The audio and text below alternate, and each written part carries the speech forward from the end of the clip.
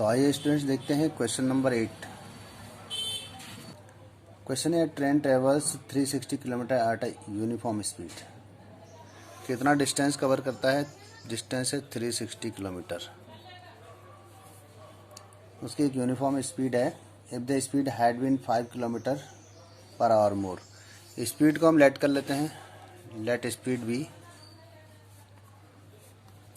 x kilometre per our.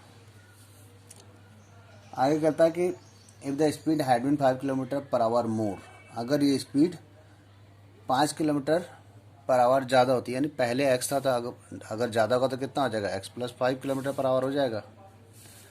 अगर 5 kilometre per our बढ़ाना होगा तो नई स्पीड क्या हो जाएगी? इतना x किलोमीटर पर आवर हो जाएगी।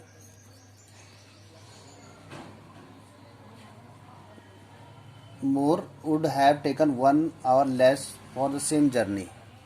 तो उसको देखो, अगर स्पीड को बढ़ा देंगे, पहले speed x kilometre per hour थी, अब स्पीड हो गई x प्लस 5, यानी कि तेज चलने लग गई गाड़ी, तो उसको 1 घंटा कम लगेगा, क्योंकि अब स्पीड बढ़ गई तो 1 घंटे कम में पहुंच जाएगी।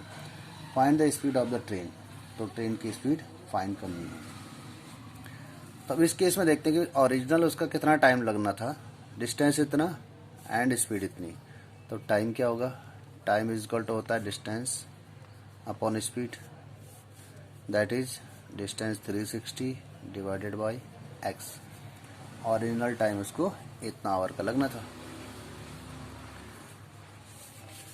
अब सेकंड केस है कि अगर if the speed had been 5 kilometre per hour more, speed if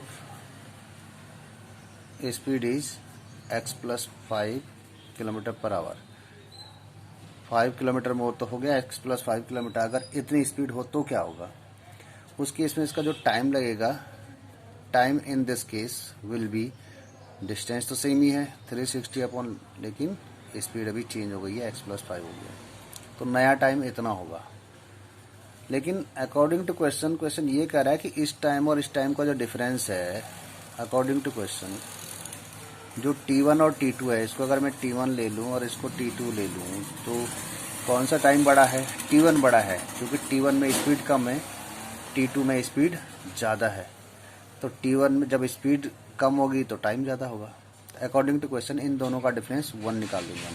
according to question 360 upon x minus 360 upon x plus 5 equal to 1 hour. दोनों में 360 कॉमन दिख रहा है, 360 को बाहर ले लेते हैं। 360 अगर बाहर आ जाएगा तो क्या बचेगा? 1 upon x minus 1 upon x plus 5 equal to 1। अब हम इसका एलसीएम ले लेते हैं।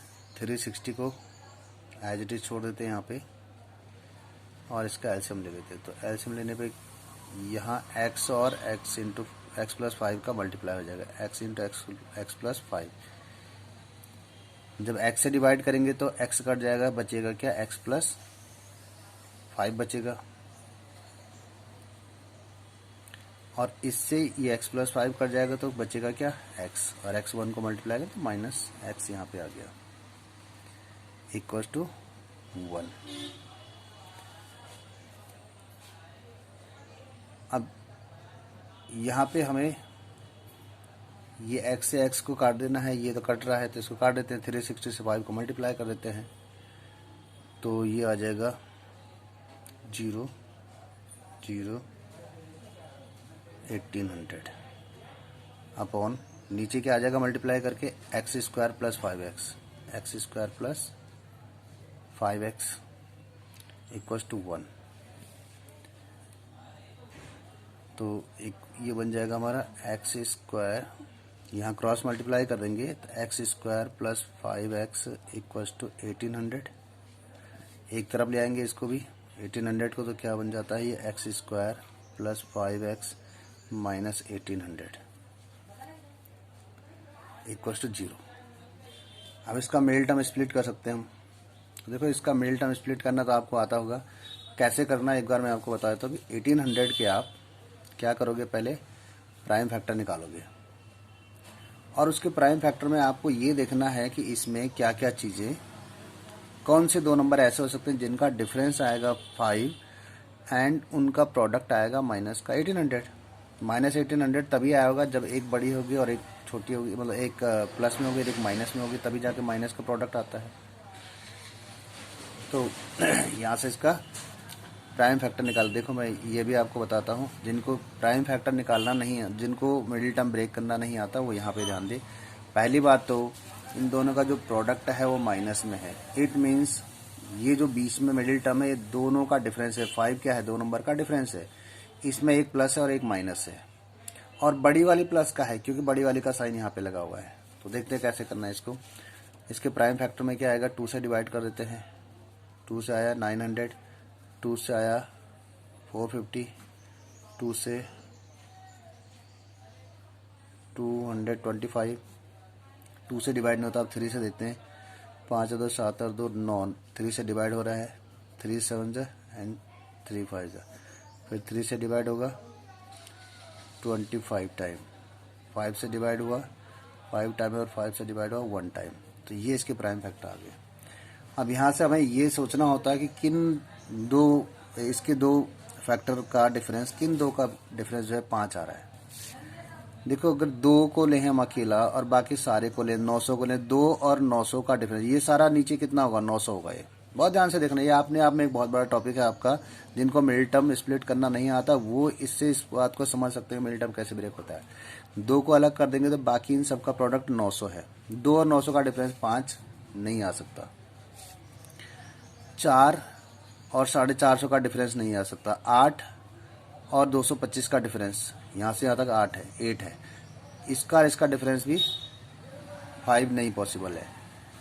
उसके बाद में 8 इंटू 3 24 और 75 का डिफरेंस भी 5 नहीं आ सकता है। फिर हम यहाँ पे और मल्टीप्लाई करते हैं, 24 से 3 को मल्टीप्लाई करके देखते हैं। तो जो भी नंबर आएगा 24 इंटू 3 होगा तो बहुत बड़ा नंबर होगा, और उसका 25 का डिफरेंस इतना नहीं आएगा। तो हमें और जुगाड़ देखने पड़ेंगी कि आखिर वो कौन से 2 फैक्टर हो सकते हैं जिनका डिफरेंस 5 आ जाएगा।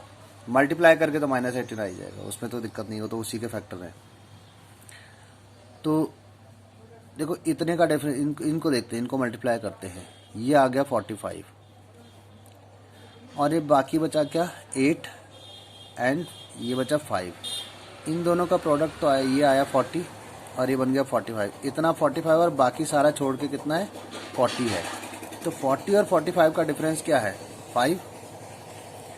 अब इसमें से बड़ा वाला जो है ये प्लस का है 45। तो मिडिल टर्म कैसे स्प्लिट हो गए इसके? X square plus 45x minus 40x minus 1800 equals to 0।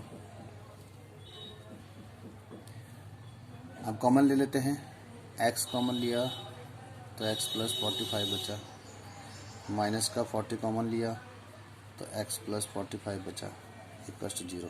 Minus कब कॉमन लेते हैं? जब आपको ये साइन चेंज करना होता है। और ये साइन कब चेंज करना होता है? हमें इसका साइन देखना होता है कि यही सेम आना चाहिए दूसरी साइड। तो ये बात भी आपको विशेष ध्यान रखनी है।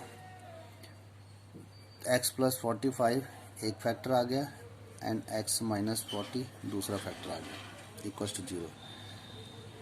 तो x प्लस 45 को अगर आप 0 करेंगे तो x की वैल्यू आ रही है क्या? माइनस का 45 and x minus 40 equals to 0 करने पे x इज इक्वल टू आ रहा है 40।